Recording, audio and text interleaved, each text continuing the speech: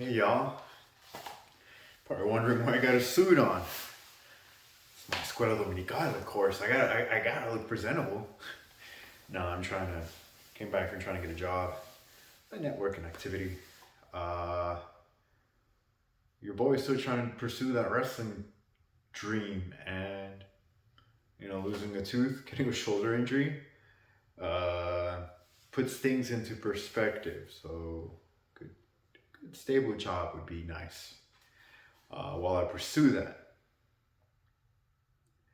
Might as well, for all the choir directors who used to be in choir and were choir directors, wasn't that amazing to be able to wear your own suit? Man, when I became choir director, I was like, I can wear whatever I want. I can look good. Because some of those suits were, those choir uniforms, especially for the guys, it had to be a hassle for the girls during the heat. I mean, it's easy to take the toga off, right? On and off, cool. You can wear whatever you want.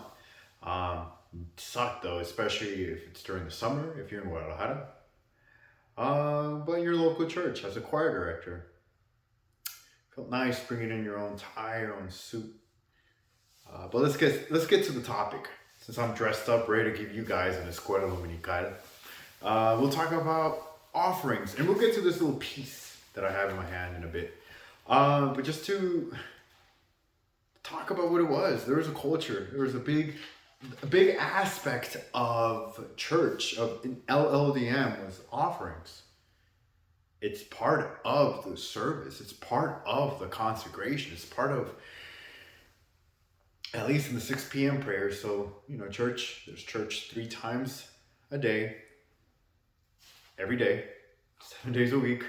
But usually that last prayer, whether it be at 6, 6:30, 7, depending on the pastor, the minister in charge of that local church, it's for an hour. And after the whole explanation is done, the brother who is preceding the explanation then invites us to sing a song. And during this time, we go to the altar, and we give our offering, your regular offering, right?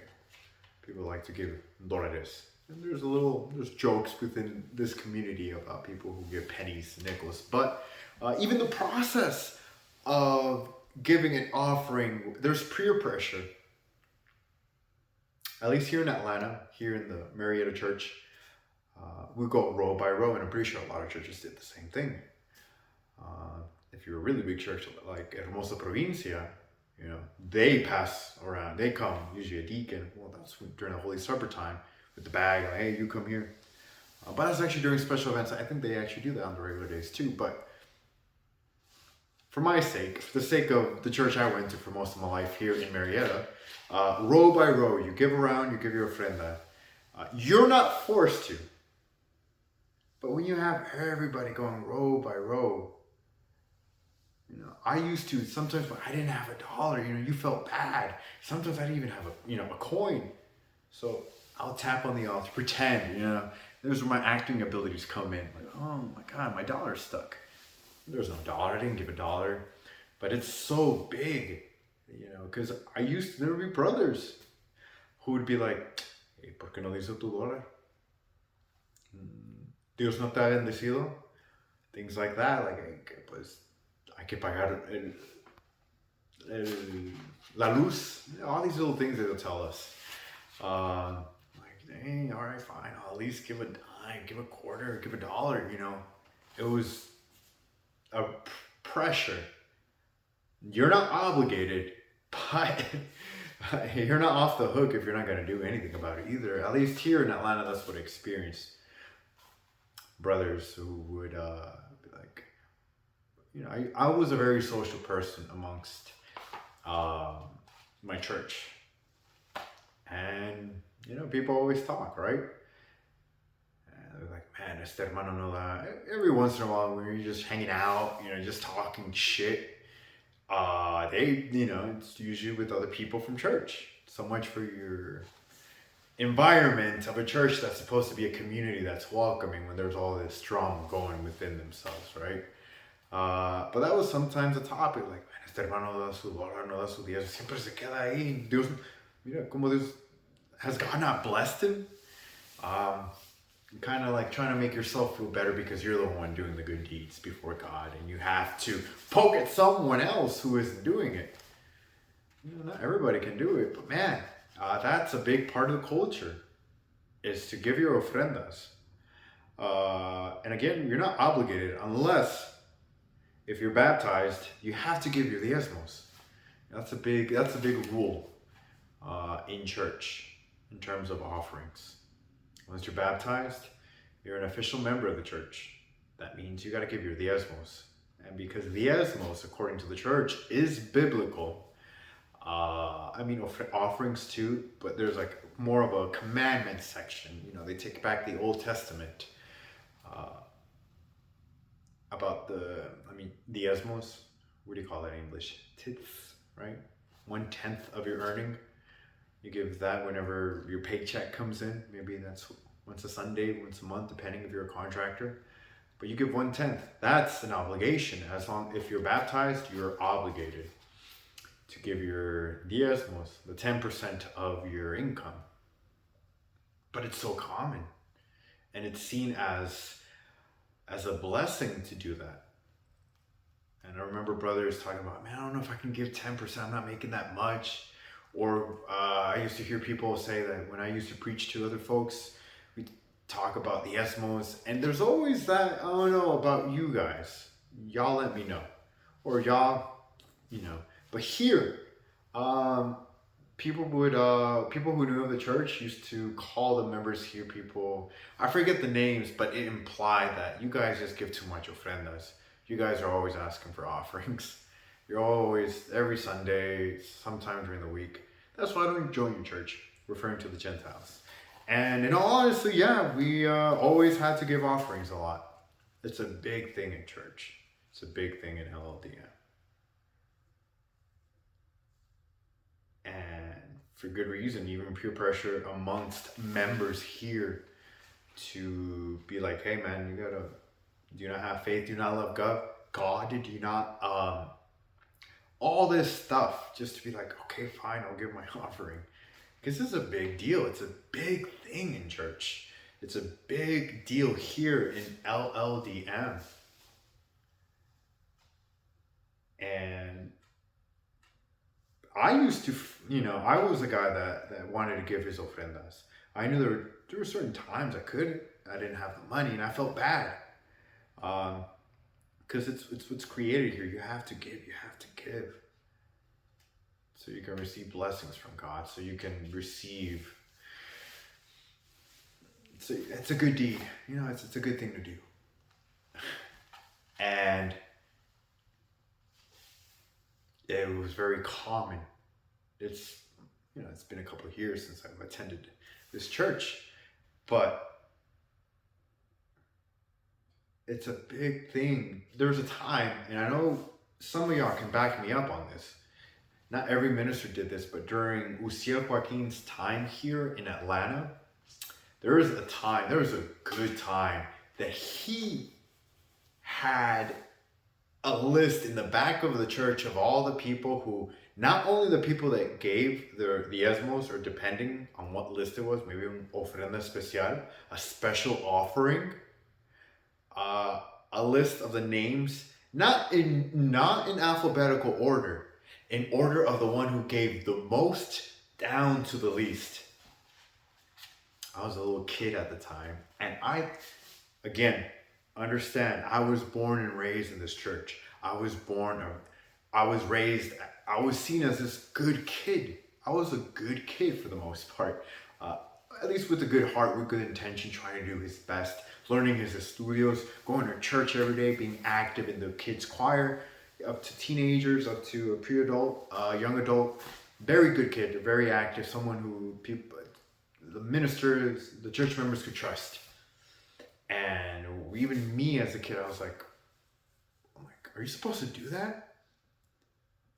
But, and I'm pretty sure a lot of the brothers and sisters as well have this similar experience, like, well, es el hijo del apóstol, it's the son of the servant of God. Am I really going to speak against him saying that? The servant of God sent him for a reason. So it's got to be fine. It's got to be okay.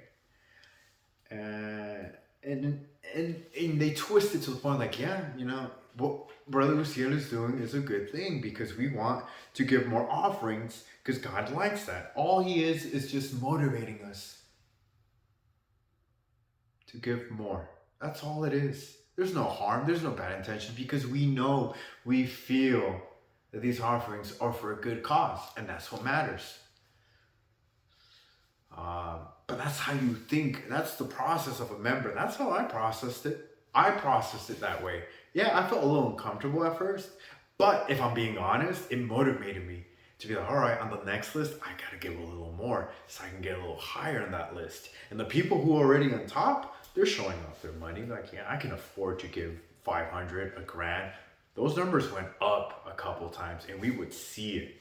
And man, did I feel bad for the poor brothers, because again, we go back to that culture of drama that goes inside, just like anywhere else, if I'm being honest.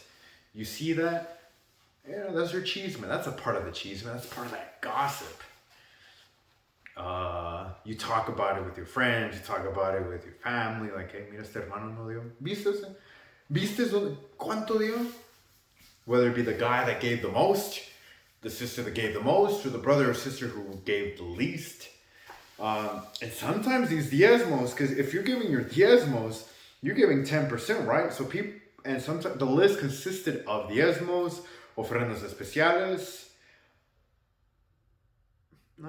Yeah, pretty much those two things, to be honest. And because of diezmos, 10% of what you give. Pretty sure a lot of brothers are like, oh, I gotta pretend I'm getting more, so I gotta give more.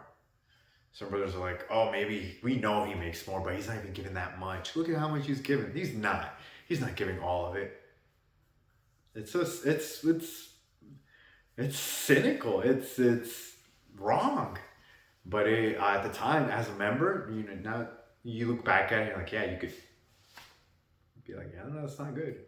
But as a member, oof. And especially if you're one of those members that are trying to, be a good Christian and continue that, it's like you use that as motivation. Like, man, I gotta give more. I gotta work more. I gotta do more. It's that's why this church has a lot of resources, a lot of money. But let's get to what we have right here. It's a paper about the foundation of Samuel Joaquin Flores. This is an invitation to do an offering. It's called, here, asunto, the topic is Únete al buen samaritano. Join to the good Samaritan. And it's divided into parts. It first talks to the minister in charge of the church presently. Health and peace of the Lord Jesus Christ be with you. I'm translating. And it just, talks about, gives a little bit about, I'll get into it. From the beginning of his ministry in the year 1964, the apostle of Jesus Christ, Brother Samuel Joaquin Flores, has worked in uninterrupted form for the growth and for the well-being of the Church of the Lord. Gotta give praise to the apostle first and foremost. Hey, we're here, all right? We're here because of him. Do not forget to mention how important this man is. All right, cool. We know who he is. He's done a lot in this first paragraph. We go to the second. Nevertheless, the uneasiness to look for the good of the rest, not only of his, but also embarking on the ones who don't believe, to bring an opportunity in disastrous moments. So then it talks about the devastations that happened in the hurricane of Gilberto in 1988, Andrew in 1992, Mitch in 1998, Katrina in 2005, and it goes on, just like as well as the earthquakes that happened in Mexico, Central America, and recently in Haiti and Chile. Now this is from 2nd of June, 2010, all right? Talks about this disasters, but not only do I send help as a good Samaritan, it continues, in more than an occasion, I have personally to the affected places on the interior, as well as a personal message as comfort and support to those in need. The Good Samaritan. And it just it starts mentioning, gives phrases of the Bible. Curó sus heridas con aceite. He healed his wounds with oil and wine y vino y se las vendó. And he lo puso sobre su cabalgura, lo llevó al mesón y cuidó de él. Talks about the Samaritan. And then continues, let's talk more about the apostle. Sure, why not? He's great, right? The apostle taught us with his example as a good Samaritan. It's not the one who gives because he has leftovers, but the one who gives everything, even beyond his reach, to the benefit of the necessity of the ones in need. Well, it's a very, well, some of this I'm reading for the first time. Que se pone en su lugar, que llora con él, who cries with him, who is in his place, lo alienta y lo impulsa a salir adelante. The Good Samaritan is always near, not mattering border or whatever. He is there when he is most needed. Some good words, some inspirational words. Talk about the apostle, how great he is. Talk about the disasters and what he's done for those disasters. And again, let's talk about a little bit more about the apostle and comparing him to the Good Samaritan and how we should follow his example. Typical Lldm things, right? This one now is directed to the ones in the mission. Our Good Samaritan, companion of the mission of the Lord. We know and we have learned a lot, and we know your name and your work, and for this reason, with happiness, I invite to you and the church that you administer, so this is to the minister, to unite to this noble labor through whatever strategies that we have determined in the program to operate. And here's the strategies or the way you're supposed to do it. Number one, through donating clothes, things of thrift, gentle clothes, as long as it's in good conditions, to be sent to the city of Guadalajara, so then they can be sold at a low cost to generate funds, and these funds will bring in a help for humanitarian causes to these disastrous places. Number two, your donations can be also effective by giving money, and here are some of the bank accounts. And this just gives us, there's a Chase Bank, Samuel Joaquin Flores Children's Foundation, a Bank of America in the state of California, and if you're trying to give money in Mexico, we got a sister named Miriam Salas Valle. So yeah, give whatever you can. Number three, and in disastrous cases, we will need the help of medical needs. Okay, medical equipment, clothes, water, and anything that can establish and can be of useful. And it tells to, these are the ones that are responsible, Abner Pardo, Bartolo Roja, da-da-da. It's in sections. And again, it mentions again the importance. I want to get to this good one, to the youth it talks about. To the youth. A los jóvenes y las señoritas, that the love of God be in your heart, the foundation to direct the youth, recognizing the potential and the great support to facilitate these medians, giving opportunity of help. Sé que en vuestro corazón hay amor. I know that in your heart there's love, compassion, and the same tenderness to help those in need. Only in occasions that are presented us with this opportunity. La Fundación reconoce, this foundation recognizes that the youth can help and support. And it's not easy, but nevertheless, our nuestra lema, our creed is uniendo esfuerzos logrando objetivos. Uniting strength and accomplishing objectives. With this, we can make a difference. And for this reason, we call this program Fuerza Estudiante, student strength, to give opportunity and to help those in need. And it continues. There's a part, here's my favorite part of the whole thing. Because when this happened, I was young, 2010. Yeah, I'm in high school. What am I? Probably 10th grade at this time, maybe 11th, 10th grade. I want to say 10th grade.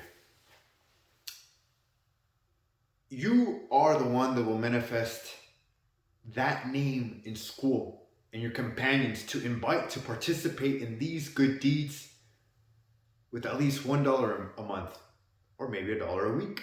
Selling chocolates in your school. Inviting your friends to sell chocolates or souvenirs for the foundation for a good cause. Sé que tú, el que pongas el alto el nombre de quien amas, knowing you can put a high prestige in the name of the one who you love the most, because we're supposed to love the apostle the most. I know they emphasize that it's God, Jesus Christ, and the apostle, but the emphasis on the apostle, the topics of the apostle, the importance of the apostle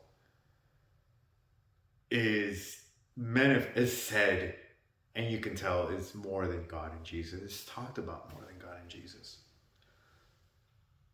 So of course, the guy that I love the most, the reason why I'm here, he's the key to the kingdom of heaven, the path to the salvation, the path to heaven.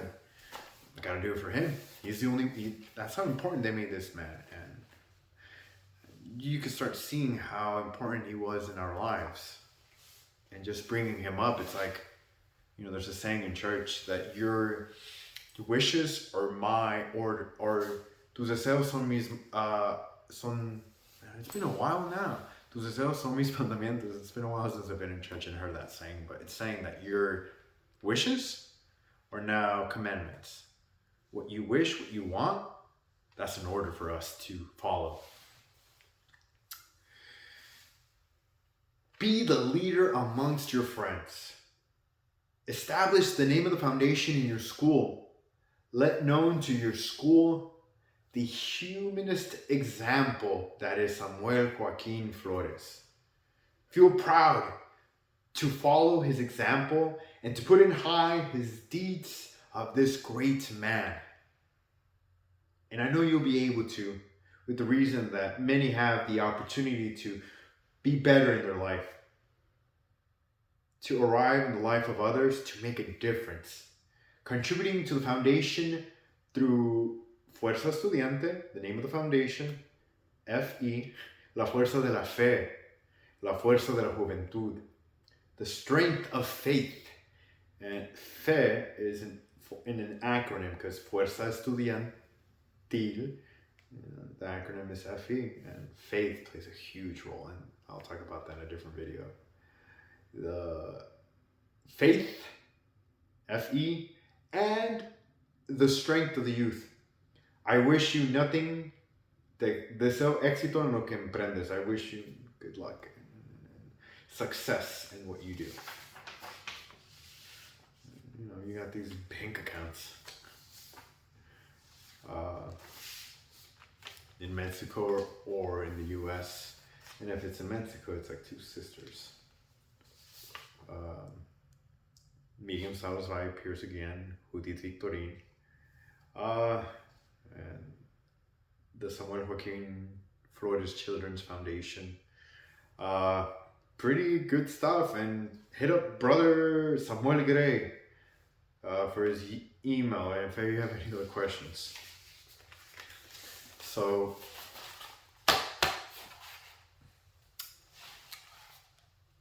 it brings memories of how much these words used to resonate in me. He's talking to us. He's talking to the youth. He's talking to me. That's how I felt when he would talk to the youth. He's talking to me. Because I want to do that. Because I want to set the example. I want to do the good things. I believe that this was a good cause. I believe that what we were doing was going to make a difference in this world. And one way to doing that was Ofrendas, offerings. It's a huge part of this organization. So, fortunately for me, when I started questioning back in late 2017, early 2018, definitely 2018, I started working at this place. I started making really good money. And I remember giving my Lldm, that first paycheck after I got paid. I'm like, oh my God, this is 10%. I don't want to give this away.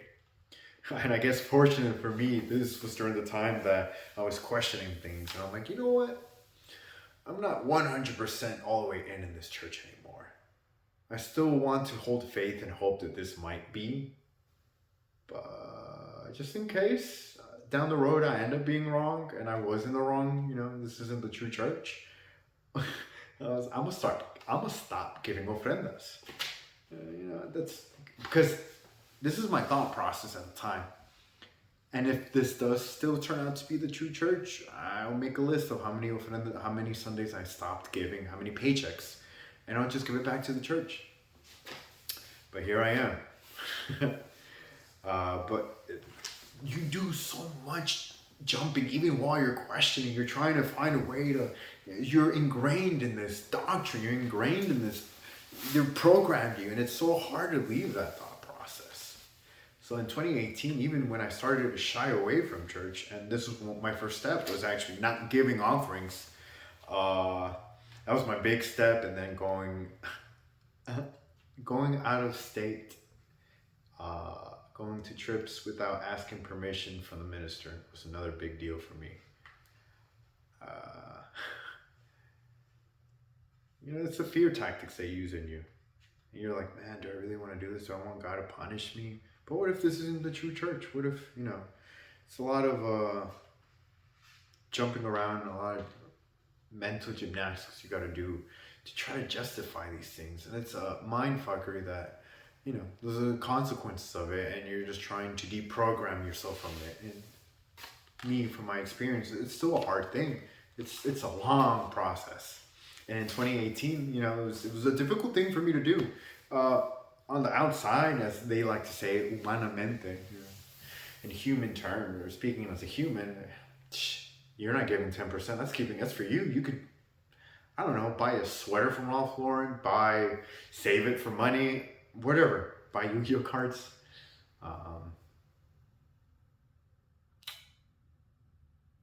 But it would still affect, it affected me.